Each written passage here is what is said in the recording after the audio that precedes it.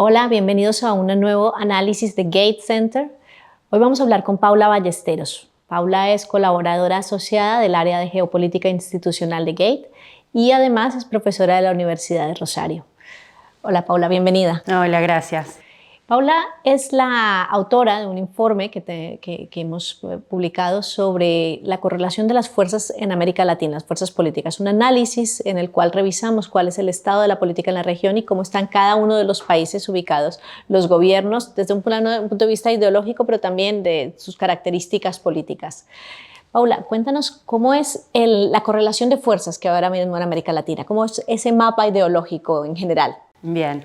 Bueno, en América Latina tenemos una realidad que lo que hace que las izquierdas y las derechas hoy imperantes en la región no se vean tan marcadas en cuanto al punto de vista ideológico. Si bien a partir de algunas políticas concretas, a partir del relato de cada una de las fuerzas, nosotros podemos colocar alguno de estos gobiernos en el mapa de izquierdas y en el mapa de derecha, en muchos casos la verdad es que es bastante difuso poder denominarlas como por ahí analíticamente se debería hacer. Eso quizás se debe a algunos riesgos bastante importantes que tenemos en la región, que tienen que ver con un alto índice de pobreza, de las desigualdades, las grandes crisis económicas y sociales que avecinan a nuestra región de América Latina y sobre todo lo que tiene que ver con la violencia, el narcotráfico y la inseguridad, que son los riesgos que hoy los que hoy están puestos en agenda de los gobiernos de América Latina, con obviamente medidas que los gobiernos denominados de izquierda, para decir de alguna manera, llevan adelante, que se diferencian en algunos casos de aquellas medidas que llevan adelante los gobiernos de derecha. Pero en la práctica concreta, estas medidas para poder atacar estos grandes riesgos de América Latina, es donde a nosotros también se nos hace difuso poder definir a estos diferentes gobiernos de los extractos ideológicos, porque podemos ver gobiernos de izquierda tener por ahí algunas acciones bastante autoritarias o que atacan a aquellos núcleos de sectores populares que quizás no tengan que ver con lo que nosotros a nivel teórico podemos encontrar cuando hablamos de las izquierdas, y gobiernos de derecha que en casos, por ejemplo, como en la pandemia, han tenido que incrementar el gasto social o el gasto público, digamos, vinculado a la salud, la educación, por cuestiones de emergencia. Pero sin duda, si nosotros a nivel analítico tenemos que diferenciar, podemos encontrarnos dentro de los 21 países que nosotros tomamos en el informe para analizar, que la mayoría corresponden a gobiernos denominados de izquierda o centroizquierda, y que en el caso de 12 de esos gobiernos podríamos encontrarlos de ese lado del mapa, y tenemos otros 9 que son gobiernos considerados de derecha o centro-derecha, o que por lo menos a nivel de relato y de acción podrían encuadrarse dentro de ese esquema, de alguna manera. Bien, decías, me parece muy interesante una cosa que dices, ¿no? ¿Cuáles son las políticas principales que hay, o sea, los ejes en los cuales hay interés de la población, ¿no? El eje de la desigualdad, el eje económico, el eje de seguridad, y dentro de esos ejes hay distintas formas de aproximarse y distintas respuestas. Algunas son muy interesantes y comunes. Por ejemplo, el militarismo que notamos en muchos países es común entre izquierdas y derechas. Hemos visto presidentes de izquierda y presidentes de derecha acompañados de los militares para atender crisis sociales. Pasó mucho durante la pandemia.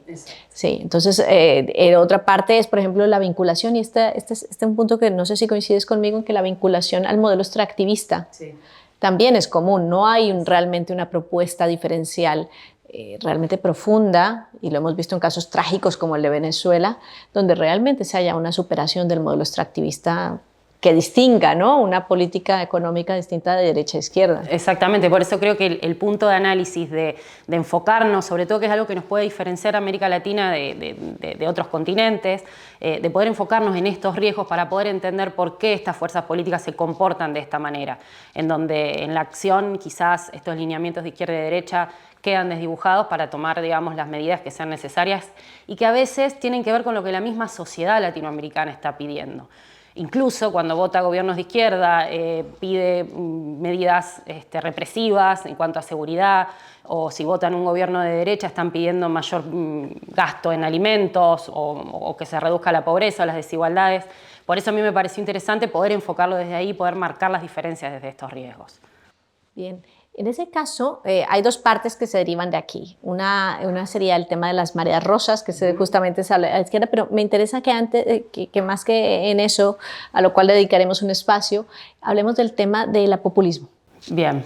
Que, claro, otra de las características comunes de la política latinoamericana es la idea del populismo. Exactamente, y creo que es un término que a nosotros nos sirve también para poder entender, o una variable que nos sirve para entender este movimiento de izquierdas y derecha, porque el populismo se da en ambos espectros ideológicos, digamos, tenemos populismos de izquierda y populismos de derecha, como habla Laclau, que es, digamos, quien interpreta mejor o quien nos analiza, nos da un concepto mejor del populismo, en donde estos líderes carismáticos que atraen a muchos sectores de la sociedad, no solamente a sectores populares, sino que va dirigido a muchos sectores de la sociedad, y por eso creo que son gobiernos exitosos, en general los gobiernos populistas. Además, sumado a esto, la posibilidad de generar líderes carismáticos que convenzan a la mayor parte de la sociedad a seguirlos. Y creo que eso es parte del éxito, si queremos llamarlo de alguna manera, de muchos regímenes, tanto de izquierda como de derecha. En muchos casos pueden ser autoritarios, pero por ahí lo que hace Laclau o Chantal Mouffe hablan de que quizás los populismos de derecha tienen un poco más que ver con aquellos líderes un poco más autoritarios, de medidas más represivas, y los líderes de izquierda con medidas un poco más vinculadas al orden democrático, a la preservación de los derechos humanos, pero en la realidad lo que podemos ver es que ambos toman manos a las medidas y a las formas de... Sería el relato, que es otro, creo, tema importante que les conviene en el momento, digamos. Sí, pero lo curioso que tiene el populismo es que era un término de la cosecha propia de la ciencia política latinoamericana y se extendió al resto del mundo. De pronto se puso de moda y empezaron a escribir en Europa sobre populismo. Pero eso era muy latinoamericano. Era los latinoamericanos los que habíamos definido el populismo. Y como tú dices, un populismo que no tiene que ver con la ideología, sino con una forma de hacer política. Es más la forma.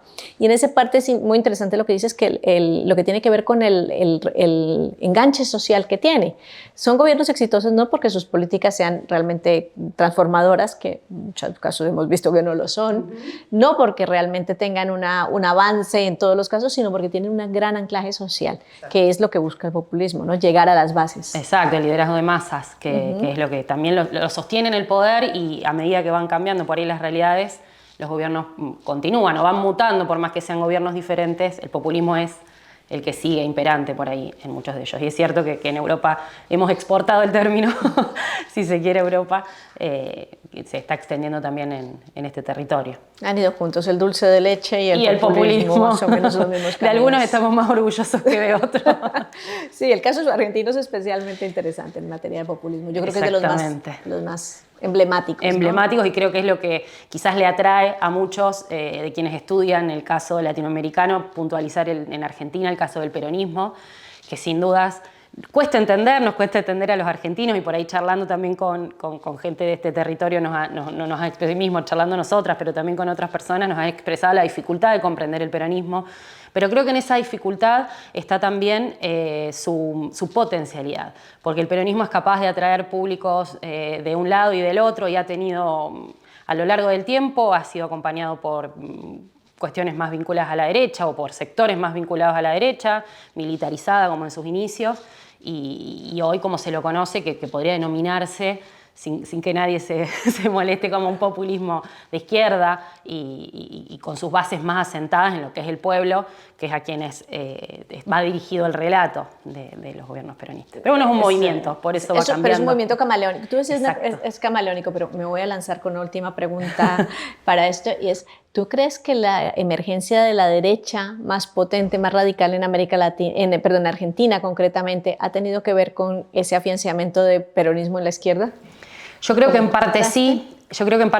Y también lo llevaría a esto que hablaba al principio de los riesgos. Creo que el último gobierno, fueron varios años, ¿no?, de gobiernos peronistas. En el medio hubo una interrupción por un gobierno democrático. No digo interrupción en el sentido de que no fue el mismo partido, sino que fue un gobierno de otro tinte político, más de centro-derecha.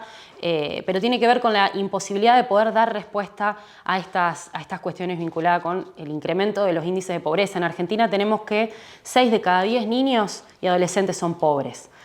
Entonces estamos en una emergencia muy fuerte, igual que las desigualdades, y el fenómeno de la violencia y el narcotráfico, como venía pasando sobre todo en Centroamérica, en Argentina como en otros países, está incrementando y no está habiendo respuestas exitosas por parte de estos gobiernos, y entonces la gente se ha ido un poquito más que a la centroderecha, como había sido en su momento, sino que se está radicalizando a una ultraderecha bastante fuerte, con líderes carismáticos que rozan la cordura, digamos, con propuestas muy fuertes, muy radicalizadas, pero que encuentran un asidero en muchos sectores de la población.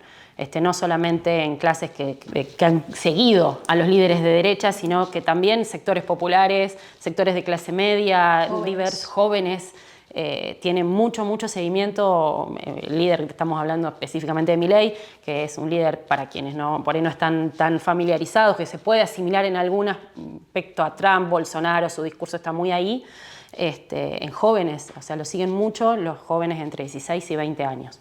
Pero hoy tiene mucha aceptación y es el que lidera las encuestas para las próximas elecciones, al margen de lo que luego pueda pasar hoy. Es parte del malestar democrático que vemos en sí. muchas partes del mundo. En este caso no es excepcional de Argentina. Exactamente, sí.